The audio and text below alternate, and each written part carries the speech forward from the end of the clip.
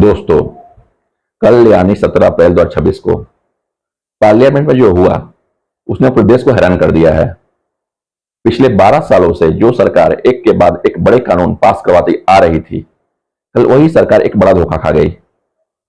Constitution bill 2026 जिसे पास होने का पूरा भरोसा था, वो बीच सदन में धड़ाम से गिर गया। 12 साल में पहली बार मोदी सरकार का कोई संविधान संशोधन वोटिंग में फेल हुआ है। अब आप सोचेंगे कि इस बिल में ऐसा क्या था। इसका ऑफिशियल नेम था द कॉन्स्टिट्यूशन बिल 2026। इसके पीछे सरकार का बहुत बड़ा मास्टर प्लान था। सरकार चाहती थी कि लोकसभा की सीट्स 540 से बढ़ाकर 850 कर दी जाए और इसी के साथ वुमेन रिजर्वेशन को तुरंत लागू किया जाए।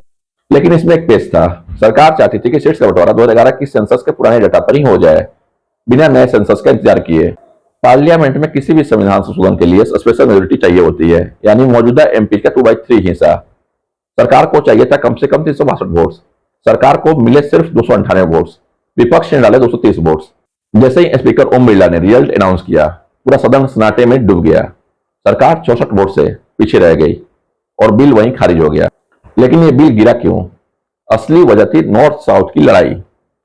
साउथ इंडियन स्टेट्स और विपक्ष का कहना है कि 2011 के डेटा से शीर्ष बढ़ाने का मतलब है नॉर्थ इंडिया का दबदबा बढ़ाना और साउथ का नुकसान।